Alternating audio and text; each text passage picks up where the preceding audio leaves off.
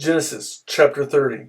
When Rachel saw that she was not bearing Jacob any children, she became jealous of her sister.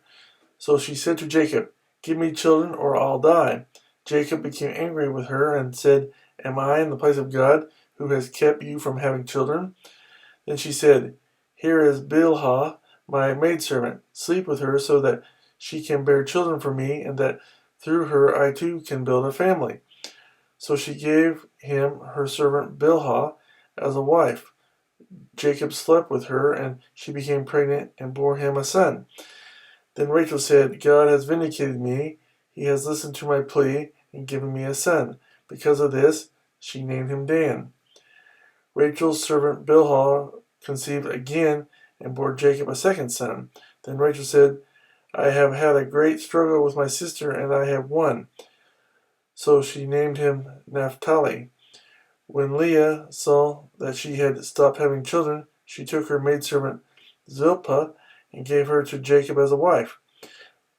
Leah's servant Zilpah bore Jacob a son. Then Leah said, "What good fortune!" So she named him Gad. Leah's servant Zilpah bore Jacob a second son.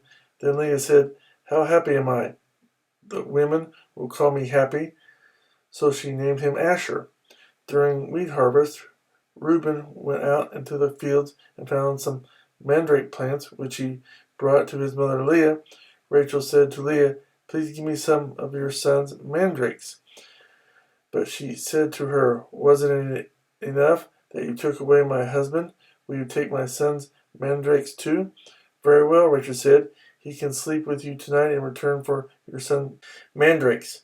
So when Jacob came in from the fields that evening, Leah went out to meet him. "You must sleep with me," she said. "I have hired you with my son's mandrakes."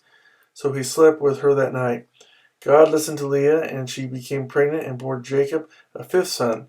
Then Leah said, "God has rewarded me for giving my maidservant to my husband." So she named him Issachar. Leah conceived again and bore Jacob a sixth son. Then Leah said, "God has presented me with a precious gift. This time my husband will treat me with honor, because I have borne him 6 sons." So she named him Zebulun. Sometime later she gave birth to a daughter and named her Dinah. Then God remembered Rachel. He listened to her and opened her womb. She became pregnant and gave birth to a son and said, "God has taken away my disgrace." She named him Joseph and said, "May the Lord add to me another son." Jacob's flocks increase. After Rachel gave birth to Joseph, Jacob said to Laban, "Send me on my way so I can go back to my own homeland. Give me my wives and children for whom I have served you, and I will be on my way. You know how much work I've done for you." But Laban said to him, "If I have found favor in your eyes, please stay. I have learned by divination that the Lord has blessed me because of you." He added, "Name your wages, and I will pay them." Jacob said to him, "You know how I have worked for you, and how your livestock has fared under my care. The little you had before I came has increased greatly, and the Lord has blessed you wherever I have been. But now, when may I do something for my own household?" "What shall I give you?" he asked. "Don't give me anything," Jacob replied. "But if you will do this one thing for me, I will go on tending your flocks and watching over them. Let me go through all your flocks today and remove from them every speckled or spotted sheep, every dark-colored lamb, and every spotted or speckled goat. They will be my wages, and my honesty will testify for me in the future.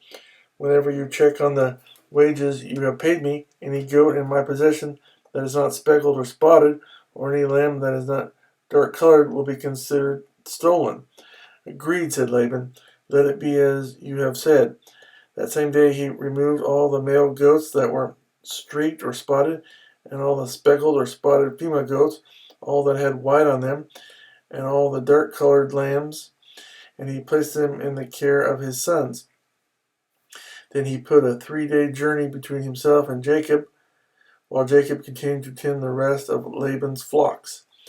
Jacob, however, took fresh-cut branches from poplar, almond, and plane trees and made white stripes on them by peeling the bark and exposing the white inner wood of the branches.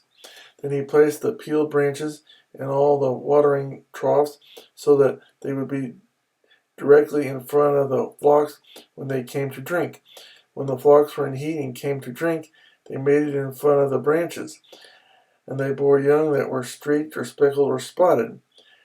Jacob set apart the young of the flock by themselves, but made the rest face the streaked and dark-colored animals that belonged to Laban.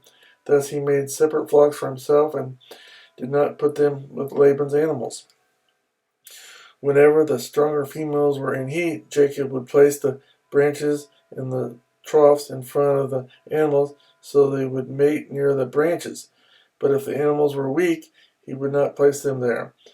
So the weak animals went to Laban, and the strong ones to Jacob. In this way the man grew exceedingly prosperous, and came to own large flocks, and maid servants, and men servants, and camels and donkeys.